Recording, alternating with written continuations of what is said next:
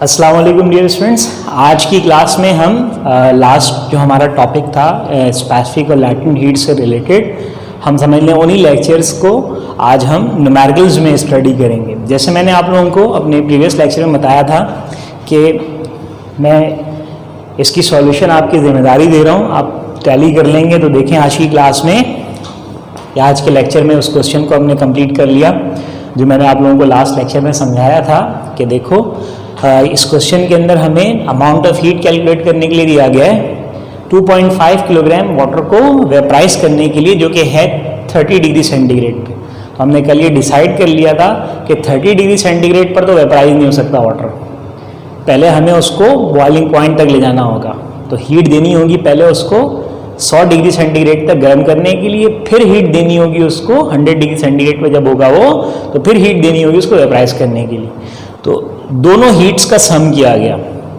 Temperature rise जो करना है उसके लिए हम स्पेसिफिक हीट, और फिर स्टेट चेंज करना है तो उसके लिए हम लैटेंट हीट कैलकुलेट कर रहे हैं और दोनों को ऐड कर ले रहे हैं। स्पेसिफिक हीट का फॉर्मूला यानी स्पेसिफिक हीट से हम अगर अमाउंट ऑफ हीट निकालना चाहेंगे तो CM डेल्टा T, और लैटेंट हीट से अमाउंट ऑफ हीट निकालना चाहेंगे तो MHF इसलिए ले रहे हैं जो कि वेपराइजेशन है।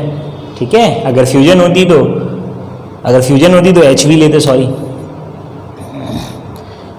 ये वेपराइजेशन है तो HV ले रहे हैं, और फ्यूजन होगी तो HF लेनी होगी। ओके, देखो यहाँ पे हमारे पास जो C स्पेसिफिक हीट वैल्यू होती है वाटर की फिक्स 4200, कल बता दिया था मैंने, मास क्वांटिटी यानी 2.5, और टेम्परेचर डिफरेंस कितना बनेगा 100 - 30 70 बनेगा, और फिर क्वांटिटी M 2.5 आ गया और HV कांस्टेंट ये आ गया।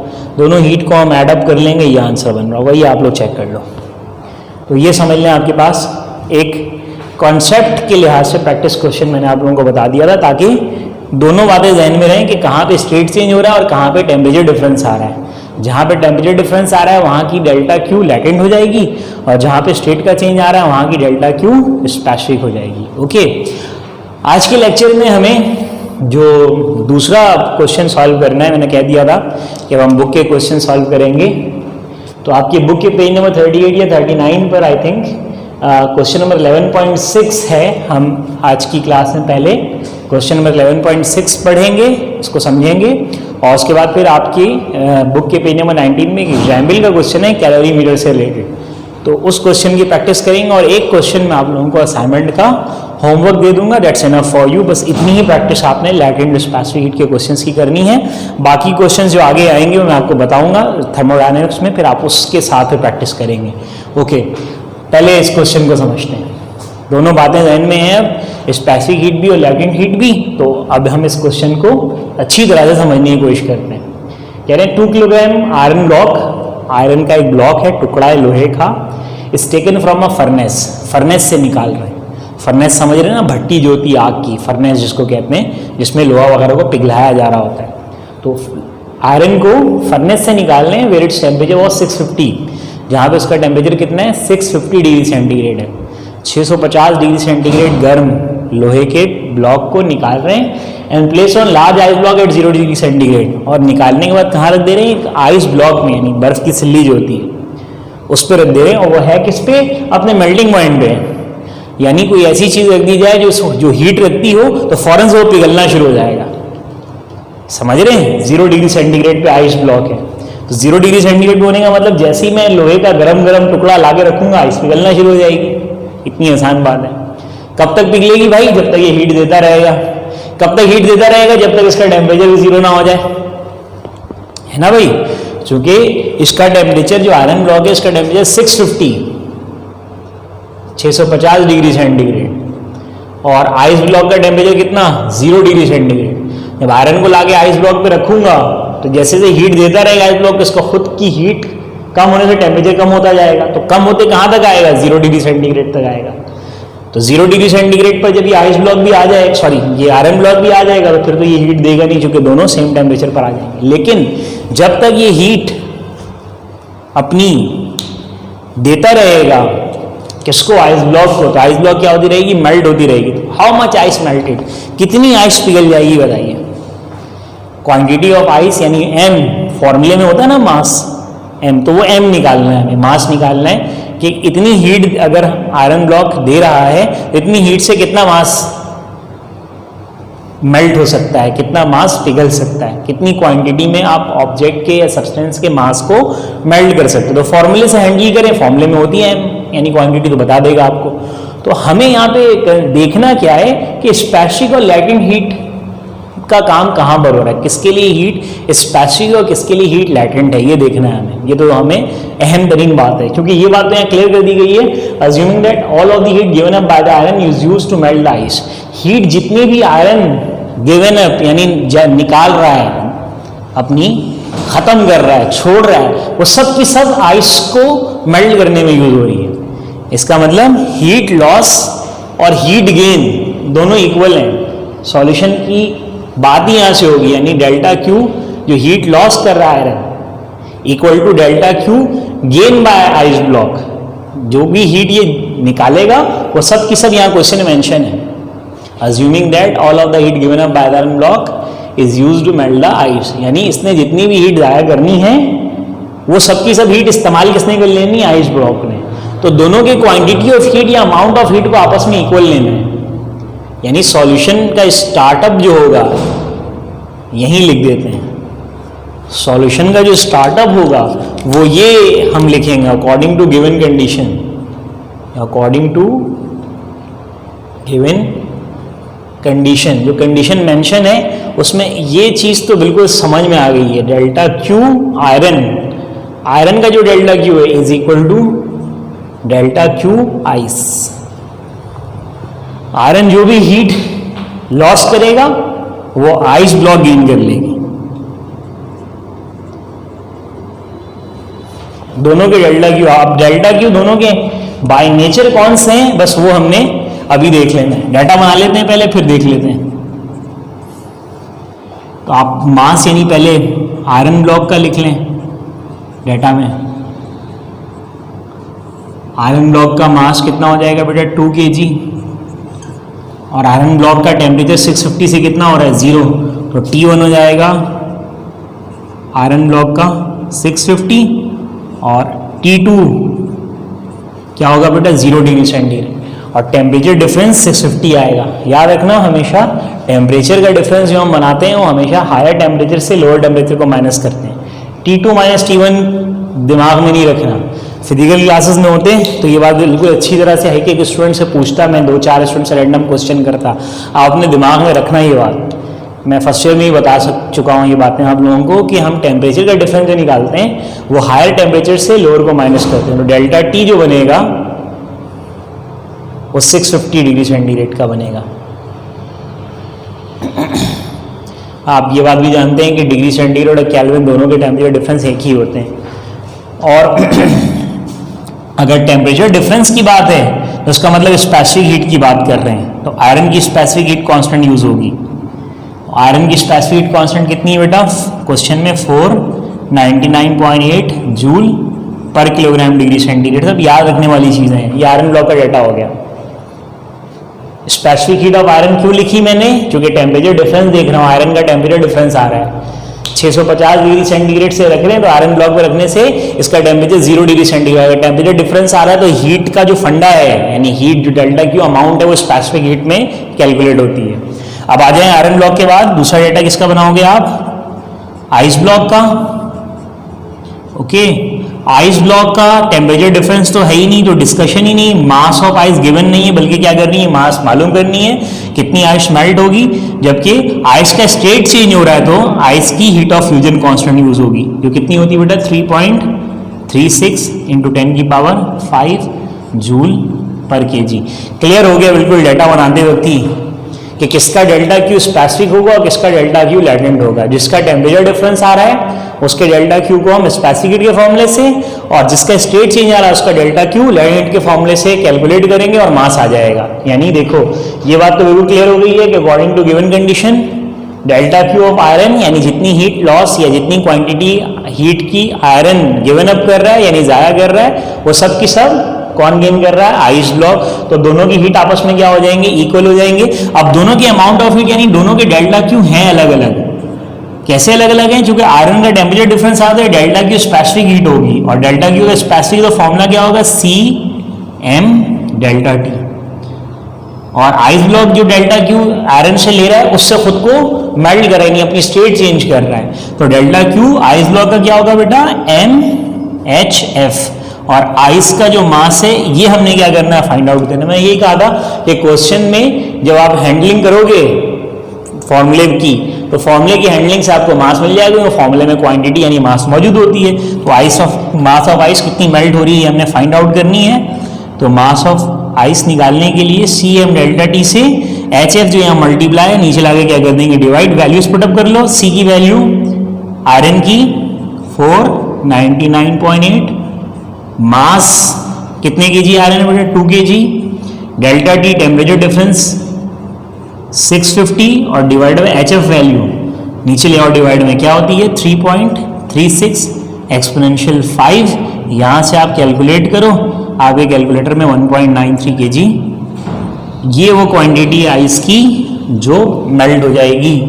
तो ये क्वांटिटी डिपेंड किस पे करेगी, हीट कितनी देंगे आप, जितनी हीट देंगे उसी हीट के लिहाज से मास मेल्ट होगा। तो जितनी हीट आप दे रहे हैं वो बराबर किसके है, आयरन की हीट के, क्योंकि आयरन ने हीट दी। अब उस हीट को बराबर लेकर के उससे मास कितना मेल्ट होगा, फॉर्मूले में आ गया ये मास, पता चल गया 1.93 kg आइस क्या हो जाएगी, मेल्ट हो जाएगी। तो देखो स्पेसिफिक और लैटेंट हीट दोनों को पहचानना पड़ता है। जिसमें टेम्परेचर का डिफरेंस हो तो वहां डेल्टा क्यू आप, या उस बॉडी के लिए डेल्टा क्यू जो आप है स्पेसिफिक हीट के फॉर्मूले से रखेंगे, और जिस बॉडी के लिए स्टेट चेंज बताया जा रहा है, या जहां पर आप समझ रहे हैं कि यहां पे आने के बाद स्टेट चेंज होगा, तो वहां का डेल्टा क्यू लैटेंट हीट के फॉर्मूले से आएगा। यहां भी क्लियर हो जाना चाहिए, इधर भी बता दिया और यहां भी बता दिया, तो ये बिल्कुल अब आपके जहन नशीन हो जाए दोनों स्पेसिफिक और लैटेंट। इसलिए टॉपिक के साथ न्यूमेरिकल बताने से फायदा ये होता है कि स्टूडेंट बिल्कुल कॉन्सेप्ट वाइज क्लियर कर लेता है चीज को, कि भाई ये असल में मेन मुद्दा है स्पेसिफिक और लैटेंट हीट का। तो जल्दी से इस क्वेश्चन को कॉपी करो, फिर आपके बुक के पेज नंबर 19 पे एग्जाम्पल है 11.5, उसमें कैलोरीमीटर का क्वेश्चन है, वो हम पढ़ेंगे, उसको समझेंगे। वो काफ़ी जो है वो अच्छा क्वेश्चन है, वो भी सिर्फ उसका डाटा वगैरह लेंथ वगैरह ज़्यादा है, बाकी क्वेश्चन आसान है। तो आप जल्दी से इसको कॉपी कर लें, फिर हम आप बुक के पेज नंबर 15 को ओपन करें, फिर बुक का पेज नंबर 15 हम सॉल्व करेंगे, उसमें एक एग्जाम्पल का क्वेश्चन है। पहले जल्दी से इसको लिख लें अपने पास। ओके माय डियर स्टूडेंट्स, अब हम जो है वो आपके बुक के एग्जाम्पल 11.5 का क्वेश्चन सॉल्व करने जा रहे हैं, पेज नंबर 19 पर है। और ये क्वेश्चन सॉल्व करने के बाद मैं एक क्वेश्चन आपको आपके असाइनमेंट का होमवर्क दे दूंगा, उसको कर लें, बस ये आपका इनफ हो जाएगा। स्पेसिफिक हीट और लैटेंट हीट से रिलेटेड न्यूमेरिकल्स की प्रैक्टिस हो जाएगी इतनी, इसी की आप एक दफ़ा और प्रैक्टिस कर लेंगे तो अच्छा हो जाएगा आपका। इस क्वेश्चन को देखिएगा, इसमें आपसे कह रहे हैं कि एक लोहे का टुकड़ा है, एक पीस ऑफ मेटल है 50 ग्राम का, 50 ग्राम इसकी जो है वो मास है या क्वांटिटी है मैटर की। तो 50 ग्राम के इस टुकड़े को 100 डिग्री सेंटीग्रेड तक गर्म किया गया, ये इसका T1 है, 100 degree centigrade, 100 degree centigrade temperature तक इसको गर्म किया। And then drop into calorimeter, एक कॉपर की कैलोरीमीटर है, प्रैक्टिकल करेंगे देखेंगे कॉपर का कैलोरीमीटर होता है, कॉपर का सिलेंड्रिकल शेप का होता है, इस तरह का, जिस तरह ग्लास या कप की शेप होती है ना, उसी शेप का कॉपर का होता है, इसको कैलोरीमीटर कहते हैं। तो हम 100 डिग्री सेंटीग्रेड इस मेटल पीस को गर्म करने के बाद 400 ग्राम मास के कैलोरीमीटर में इसको ड्रॉप करेंगे। इसमें पानी भी मौजूद है 400 ग्राम, 400 ग्राम कैलोरीमीटर भी है, उसके अंदर पानी भी इत्तेफाक से 400 ग्राम ही है, 200 ग्राम भी हो सकता है, कुछ भी है, तो एक जैसा ही दे दिया मास। तो ये मत समझिएगा कि जितने मास का कैलोरीमीटर होता है उतना ही पानी रखा जाता है, पानी 400 ग्राम रखा हुआ है, कुछ और भी हो सकता था। इत्तेफाक की बात है कि कॉपर का जो कैलोरीमीटर उसका मास और पानी का मास दोनों एक जैसा है, और दोनों का टेम्परेचर कितना है 20 डिग्री सेंटीग्रेड। ये T1 कॉपर और वाटर का है। भी डाटा बनाएंगे तो इस चीज़ को ध्यान में रखना है कि 100 डिग्री सेंटीग्रेड T1 इस लोहे के टुकड़े का है, गर्म है ये, इसको लाके इसमें डालेंगे, ड्रॉप करेंगे। जबकि कॉपर की कैलोरीमीटर उसमें पानी जो पड़ा हुआ है, पानी जो मौजूद है, इनका टेम्परेचर T1 यानी कितना है 20 डिग्री सेंटीग्रेड है। लाजमी ये कोल्ड बॉडी हुआ, ये हॉट बॉडी हुआ, 100 डिग्री सेंटीग्रेड गर्म हुआ, ये ठंडे हैं। जब मैं एक गर्म चीज़ को ऐसे इसमें डुबोऊंगा या ड्रॉप करूंगा, जाहिर सी बात ये अपनी हीट लॉस करेगा और ये दोनों हीट गेन करेंगे, तो इनका टेम्परेचर बढ़ेगा और इसका कम होगा। तो final temperature of the system, यानी इसको इसमें ड्रॉप करने के बाद ये सब एक जगह जब हो जाएंगे, तो जो फाइनल टेम्परेचर होगा जो सबके लिए T2 होगा, तो final temperature of the system कितना बन रहा है 22.4 डिग्री सेंटीग्रेड। बहुत अहम चीज, बड़ी अहम बात कि जो फाइनल टेम्परेचर T2 हो रहा है पूरे सिस्टम का, तो इसको इसमें डुबो दूंगा तो ये इसका टेम्परेचर कम होगा, ये हीट अपना लॉस करेगा, चूंकि ये कोल्ड बॉडी है इससे हीट गेन करेंगे, तो इसका टेम्परेचर कम होगा, इनका ज़्यादा, चूंकि फिर तीनों एक साथ नहीं है तो एक साथ बॉडी थर्मल इक्विलिब्रियम में होता है। तो जो फाइनल टेम्परेचर बन रहा है इन सब का, लोहे के टुकड़े का, कॉपर का और पानी का, सबका T2 कितना बन रहा है 22.4 डिग्री सेंटीग्रेड बन रहा है। जबकि लोहे के टुकड़े का T1 कितना है 100, पानी और कॉपर के कैलोरीमीटर का T1 कितना है 20 डिग्री सेंटीग्रेड, जबकि सबका T2 कितना हो गया 22.4 डिग्री सेंटीग्रेड। तो बता दीजिए ये जो आपने लोहे का टुकड़ा लिया इसकी स्पेसिफिक हीट क्या है, ये मालूम करना है। लोहे के टुकड़े की स्पेसिफिक हीट, क्योंकि सबका ही टेम्परेचर डिफरेंस आ रहा है तो सभी स्पेसिफिक हीट है, लैटिन हीट की इसमें बात ही नहीं है, क्योंकि इसका भी टेम्परेचर चेंज होगा, पानी का भी, कैलोरीमीटर का भी, तो सबकी हीट जो है वो स्पेसिफिक हीट है। कॉन्सेप्ट दोबारा इसमें यही लगेगा कि हीट लॉस यानी सॉल्यूशन जो हम करेंगे, यहाँ पे सॉल्यूशन बना रहा हूँ, वहाँ पे डाटा बना देंगे, सॉल्यूशन यहाँ पे बता रहा हूँ कि सॉल्यूशन का तरीका क्या होगा, वही होगा जो यहाँ हमने लिया था। जो हीट आयरन लॉस कर रहा था वही हीट आइस ब्लॉक गेन कर रहा था। यहाँ हीट जो आयरन का या मेटल पीस लॉस कर रहा है, heat lost equal to heat gain. Heat loss किया मेटल पीस ने, जबकि हीट गेन किया दो चीजों ने। किस किस ने हीट गेन किया भाई? तो हीट गेन किया पानी ने भी और कैलोरीमीटर ने भी। तो हीट गेन में ब्रैकेट में दो चीजें आएंगी, heat loss equal to heat gain तो लेंगे, लेकिन हीट गेन, हीट लॉस एक ही बॉडी कर रहा है लेकिन गेन दो चीजें करनी है, तो दोनों का डेल्टा क्यू प्लस करेंगे। एक डेल्टा क्यू किसके लिए होगा बेटा? कैलोरीमीटर के लिए, और एक वाटर के लिए, बल्कि ऐसे कर लेते हैं, delta Q calorimeter plus delta Q water, दोनों हीट क्या कर रहे हैं? गेन कर रहे हैं, जबकि हीट लॉस सिर्फ कौन कर रहा है? Metal piece. ये हो गई lost, M for metal piece हो गया, ये बाहर ब्रैकेट की लॉस्ट आ गई। Heat loss equal to heat gain, clear होना चाहिए। ये हीट अपनी जाया कर रहा है या दे रहा है किनको? पानी को और कैलोरीमीटर को। जबकि सारे डेल्टा क्यू टेम्परेचर डिफरेंस वाले हैं तो स्पेसिफिक हीट से कैलकुलेट होंगे। सॉल्यूशन का स्टेप यहाँ से आएगा और स्पेसिफिक हीट मेटल पीस की जो फॉर्मूले के अंदर है वो रह जाएगी अननोन, वही हमने क्या करना है? फाइंड करना है। तो भी मैं डाटा जब बनाऊंगा, सॉरी डाटा बनाने का जब सॉल्यूशन में आऊंगा तो एक बार फिर इस चीज को रिपीट कर लेंगे। डाटा बना लेते हैं। अब डाटा तीन चीजों का बनाना पड़ेगा, तीन मटेरियल, तीन का डाटा बनेगा। एक डाटा किसका बनाओगे बेटा? पीस ऑफ मेटल का। तो हमने डाटा के ऊपर हेडिंग बना देनी है कि हम पहले डाटा बनाएंगे मेटल पीस का। मेटल पीस का मास लिख लो, कितना है मास बेटा? 50 ग्राम। इसको 1000 से डिवाइड कर दो, एक जीरो कट जाएगा, 0.05 kg हो जाएगा। ये मास आ गया मेटल पीस का। ओके, अब मेटल पीस का T1 कितना है? 100 डिग्री सेंटीग्रेड। और मेटल पीस का T2, सबका T2 बता दिया मैंने, 22.4 होगा, है ना? 100 डिग्री सेंटीग्रेड है, डुबो दिया पानी में या कैलोरीमीटर में, तो टेम्परेचर इसका कम हो गया, कितना हो गया? 22.4। तो टेम्परेचर डिफरेंस निकाल दो, 100 में से 22.4 माइनस कर दो, डेल्टा टी आ जाएगा। 100 माइनस 22.4 तो 77.6, ये टेम्परेचर डिफरेंस आ गया। 100 माइनस 22.4 77.6, ये आपका टेम्परेचर डिफरेंस हो गया। जबकि मेटल पीस की specific heat value C value हमने क्या करनी है? मालूम करनी है। इसको ऐसे ही छोड़ दिया। ये मेटल पीस का डाटा हो गया। अब डाटा बना दो calorimeter, copper calorimeter, copper calorimeter का डाटा बनाओ। मास लिखो कैलोरीमीटर का, कितना है बेटा? 400 gram divided by 1000, 2 zero cancel हो जाएगा, 0.4 kg। T1 20 degree centigrade, T1 20 degree centigrade, और T2 कितना हो जाएगा? 22.4 degree centigrade. T2 22.4 degree centigrade. Temperature difference निकालो, 22.4 माइनस 20, ज्यादा से कम माइनस करो, डेल्टा T 2.4 का आ जाएगा। ये डेल्टा टी आ गया कॉपर कैलोरीमीटर, और कॉपर की स्पेसिफिक हीट कैलोरीमीटर की 386 joules per kilogram D given होगी क्वेश्चन के अंदर, परेशान होने की जरूरत नहीं है। ये कॉपर कैलोरीमीटर का डाटा बन गया, एक डाटा बन गया मेटल पीस का, एक डाटा बन गया कैलोरीमीटर का, और तीसरा डाटा किसका बनेगा बेटा, वाटर का। तो तीसरा डाटा वाटर का यहां बना देते हैं, वाटर का बना लें। वाटर का डेटा बनाते हो, वाटर का ही मास लिख लो, सीक्वेंस है फर्स्ट सेकंड नीचे बन जाएगा तीसरा डाटा वाटर का। तो मास ऑफ वाटर भी कितना है बेटा 400 ग्राम, इसको भी डिवाइड बाय 1000 करेंगे तो ये भी कितना हो जाएगा 0.4 kg, 1000 से डिवाइड करने पर।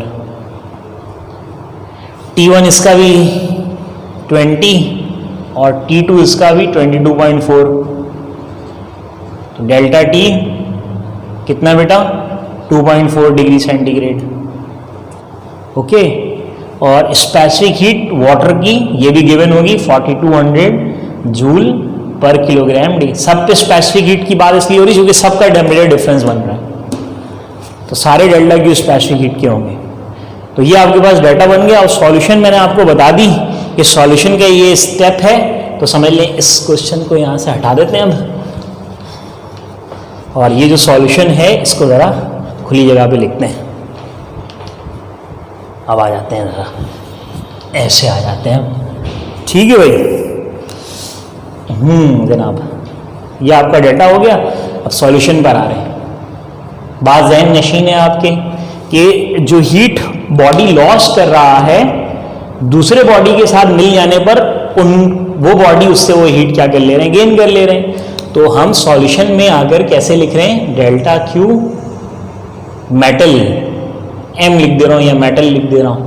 मेटल पीस ने डेल्टा क्यू यानी अमाउंट ऑफ हीट जो लॉस्ट की उसको गेन कर ली किसने, delta Q calorimeter, delta Q water, amount of heat जो लॉस हुई इन दोनों ने उसको क्या कर लिया, गेन कर लिया। जबकि स्पेसिफिक हीट इस मेटल पीस की अननोन है, वो हमने क्या करनी, मालूम करनी। तो फॉर्मूला जब हम लिखेंगे ना तो खुद ही हमें सब नजर आ जाएगा और एक चीज अननोन रह जाएगी, वो हमें फाइंड आउट कर लेंगे। तो अगर मैं मेटल पीस का डेल्टा क्यू लिखूं, क्योंकि सारे डेल्टा टी देख रहे हैं, सब में टेम्परेचर तो सारे डेल्टा क्यू स्पेसिफिक हीट के होंगे, अब ये आपको क्लियर हो जाना चाहिए।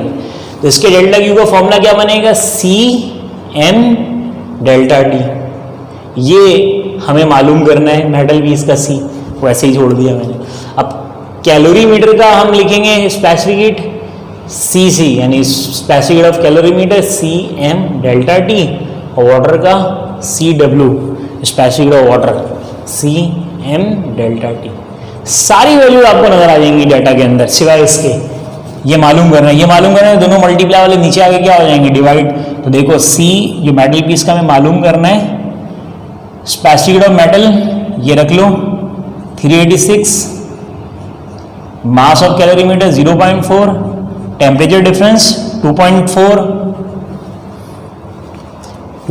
Temperature difference, CM delta T calorimeter का आ गया, प्लस वाटर का आ जाएगा सीएम डेल्टा टी। वाटर की 4200 स्पेसिफिक हीट वैल्यू, वाटर का मास कितना 0.4 और टेम्परेचर डिफरेंस भी सेम 2.4। ओके बेटा, और डिवाइड में ये दोनों टर्म ले आओ, एम और delta T. M metal piece का कितना बेटा 50 ग्राम, जो कितना था 0.05 किलोग्राम, ठीक है। और डेल्टा टी इसका टेम्परेचर डिफरेंस कितना है 77.6। बस इसको आप कैलकुलेट कर लो, आपको आंसर मिल जाएगा। नहीं पहले ऊपर वाली टर्म्स कैलकुलेट कर लो और फिर नीचे वाली टर्म्स कैलकुलेट कर लो, आपका फाइनल आंसर 1134.68 बनेगा।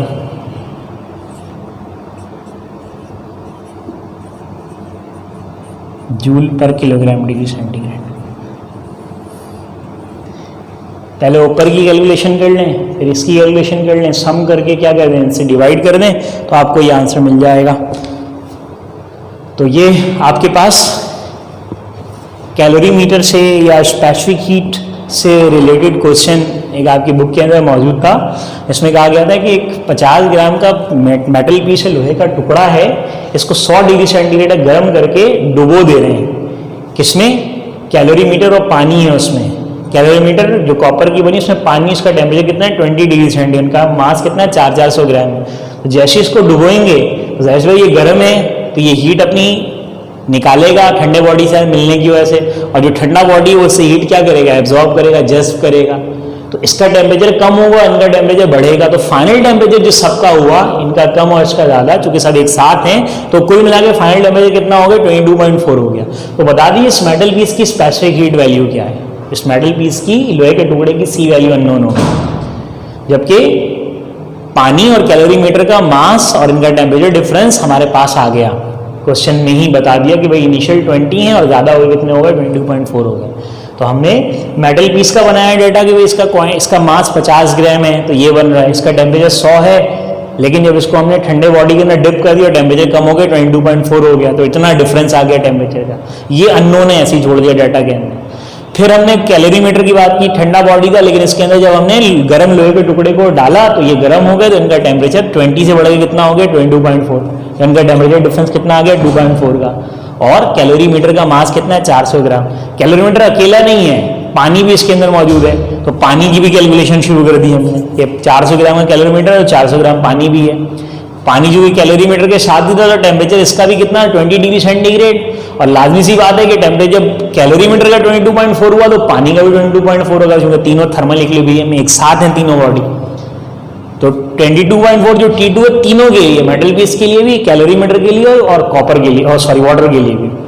तो इसका भी टेम्परेचर डिफरेंस कितना बना 2.4 बना, 20 और 22.4 का फर्क। और टेम्परेचर का फर्क कैसे निकालते हैं, ज्यादा से कम को माइनस करते हैं। यहाँ पे हमने T2 माइनस T1 किया, यहाँ भी T2 माइनस T1 किया, लेकिन यहाँ क्या कर रहे हैं T1 माइनस T2 कर रहे हैं, क्योंकि यहाँ T1 ज्यादा है। टेम्परेचर डिफरेंस हमेशा ज्यादा कम टेम्परेचर में से कम टेम्परेचर को माइनस करके निकालते हैं, वरना नेगेटिव आ जाएगा टेम्परेचर डिफरेंस। सही है, इस बात का ध्यान रखना है। और ये आपकी वाटर की स्पेसिफिक हीट वैल्यू, और कैलोरीमीटर कॉपर का होता है, कॉपर की स्पेसिफिक हीट वैल्यू आपको गिवन की जाएगी क्वेश्चन के अंदर ही, जबकि इस मेटल पीस की जो अननोन है मटेरियल, इसकी स्पेसिफिक हीट वैल्यू क्या है बता दीजिए। अब हमने सॉल्यूशन में क्या ट्रिक यूज की, हमने कहा कि देखो एक है गर्म बॉडी और दो है ठंडे बॉडी।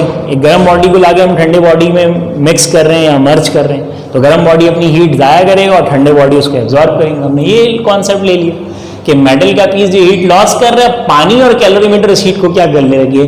अब ये सारे डेल्टा क्यू कौन से होंगे, सब स्पेसिफिक हीट होंगे, सबका फॉर्मूला CM डेल्टा। अब हम सबका फॉर्मूला लिखेंगे तो डाटा में सब मिल जाएगा, कैलोरीमीटर का स्पेसिफिक हीट, कैलोरीमीटर का मास, कैलोरीमीटर का टेम्परेचर डिफरेंस, पानी की स्पेसिफिक हीट 4200 कांस्टेंट होती है, पानी का मास, पानी का टेम्परेचर डिफरेंस, मेटल पीस का मास 50 ग्राम दिया हुआ किलोग्राम में कर लिया, मेटल पीस का टेम्परेचर डिफरेंस निकाल दिया 77.6 डिग्री सेंट, सब तो आ ही गए, सिर्फ कौन सा रह गया सी, बस कैलकुलेट कर लो आ जाएगा आंसर। तो काफी आसान क्वेश्चन है और लेंदी होता है, लग रहा है काफी बड़ा लंबा सॉल्व करने में, है बहुत आसान। एक क्वेश्चन इसका आप लोगों को मैं होमवर्क दे रहा हूं 2005, उसमें 100 डिग्री सेंटीग्रेड सीधा सीधा बोल दिया, उसमें कहा बॉइलिंग वाटर, तो बॉइलिंग वाटर का टेम्परेचर कितना होता है 100, तो T1 100 ही रहेगा जिस बॉडी से स्टार्ट करेंगे आप। तो 2005 आपके असाइनमेंट का होमवर्क है, असाइनमेंट से होमवर्क आपको दे रहा हूं, बस ये क्वेश्चन सॉल्व कर लें। 2005 ईयर है और असाइनमेंट का जो पेज नंबर आपको मिलेगा ना वो पेज नंबर 15 होगा, पेज नंबर 15, पेज नंबर 15 पे 2005 ईयर का ये क्वेश्चन है, ये आप सॉल्व कर लें, बहुत होगा ये क्वेश्चन सॉल्व करके मुझे दिखा दीजिएगा सब ना, चेक कर लीजिएगा कि सही बना है नहीं बना है। तो इस क्वेश्चन को जल्दी से आप कंप्लीट करें और उसके बाद ये असाइनमेंट का क्वेश्चन आप लोग सॉल्व करें, और ये क्वेश्चन सॉल्व करने के बाद जो क्या स्पेसिफिक हीट या लैटिन हीट के क्वेश्चन हैं, बस ये यही क्वेश्चन हैं, इनकी एक दो प्रैक्टिस कर लें। बाकी और जो असाइनमेंट में क्वेश्चन हैं वो हम थर्मोडायनेमिक्स जब स्टार्ट करेंगे तो उससे रिलेटेड मैं फिर आप लोगों को होमवर्क दे करके उनको भी कंप्लीट करवा दूंगा। अभी सिर्फ इस क्वेश्चन की प्रैक्टिस कर लीजिए, बहुत है आपके लिए। ये वाला क्वेश्चन एक दफा सॉल्व करें, समझें इसको सही तरह से, फिर खुद से एक दफा बनाएं और फिर 100% वाला क्वेश्चन भी बनेगा ये। इस क्वेश्चन को कंप्लीट करके आप मुझे व्हाट्सअप कर दीजिएगा या खुद से चेक कर लीजिएगा, इत्मीनान हो रहा है कि सही बना हो, ज़रूरत नहीं है। असाइनमेंट में कुछ आंसर्स ठीक नहीं है, खुद आपको आइडिया हो जाता है। वो बहुत सारे बच्चे मुझे इमेजेस व्हाट्सअप करते हैं तो मैं उनको बताता हूँ हाँ आपने सही सॉल्व किया, आपका आंसर ठीक है, असाइनमेंट में ठीक नहीं है। तो असाइनमेंट में ये मसला है, ये मिस्टेक है। फिजिकल क्लास होती है तो हम खुद ही इस चीज़ को हैंडल कर लेते हैं। तो अभी ये कि जो कुछ क्वेश्चन आप खुद श्योर हैं कि हमने बहुत अच्छी तरह से बनाया है, गलती गुंजाइश नहीं, कैलकुलेटर वगैरह भी सही चला है, तो आपका आंसर बिल्कुल सही है। इट्स ओके, असाइनमेंट में गलती है, इसमें ऐसी बात नहीं है कि आप असाइनमेंट के आंसर की वजह से कंफ्यूज हो रहे हैं, अपना टाइम ज़ाया कर रहे हैं। ओके स्टूडेंट, तो आप इस क्वेश्चन को सॉल्व कर लें और उसका जो भी आंसर आया चेक कर लें और मुझे व्हाट्सअप कर दें। बाकी अब नेक्स्ट लेक्चर जो होगा हम एक नया टॉपिक स्टार्ट करेंगे, थर्मोडायनेमिक्स, यानी हीट वाला पूरा पोर्शन आपका कंप्लीट हो गया। आप समझ लें आपके 4, 5 या 6 लेक्चर्स जो हैं वो थर्मोडायनेमिक्स के होंगे। ये बड़ा मेन सेक्शन है इस चैप्टर का। तो हीट का यहाँ तक काफ़ी लेंदी चैप्टर है, काफ़ी टाइम लगता है इसको कंप्लीट करने में। हमने काफ़ी जो है वो मतलब आगे जो टॉपिक आए हैं, चूँकि अभी जो ये जो लेक्चर्स वाली क्लास होती है इसमें हम 45 मिनट जो हम पढ़ाते हैं, समझ लें उससे ज़्यादा ही काम हो जाता है हमारा, क्योंकि उसमें हमें आप कोई इंटरप्शन नहीं है, किसी को चुप कराना, खामोश कराना, ये सब तो मसला है नहीं। तो उसमें हम काम ज़्यादा कर ले रहे हैं। तो अब ये कि अब हम नया टॉपिक जो स्टार्ट करने वाले हैं, जैसे चैप्टर हम हमेशा हेडिंग लगाते हैं हीट एंड थर्मोडायनेमिक्स, तो हीट के पूरे हमने सेक्शंस को या पूरे पार्ट को कंप्लीट कर लिया है। अब थर्मोडायनेमिक्स का सेक्शन स्टार्ट हो रहा है, जिस चैप्टर का बड़ा मेन टॉपिक है। नेक्स्ट लेक्चर में हम समझने इस चैप्टर की एक नई ब्रांच, एक नई मैकेनिक्स की ब्रांच को स्टडी करने जा रहे हैं, थर्मोडायनेमिक्स, और उसके लॉज वगैरह, उसकी एप्लीकेशन और कार्नोट इंजन वगैरह हम स्टडी करेंगे। नेक्स्ट लेक्चर में आप लोगों से मुलाकात होगी। अब एक नया पार्ट स्टार्ट होगा इस चैप्टर का, तो उसके लिए रेडी रहिएगा। यहाँ पे कंप्लीट कर लीजिएगा इंशाल्लाह कि ये चीज़ें आपको अच्छी तरह से समझ में आ जाएंगी। कुछ बातें पूछने की हैं तो इसको मुझसे पूछना है, व्हाट्सएप पे पूछ सकता है। ओके बेटा, इंशाल्लाह नेक्स्ट लेक्चर में मुलाकात होगी। अल्लाह हाफिज़।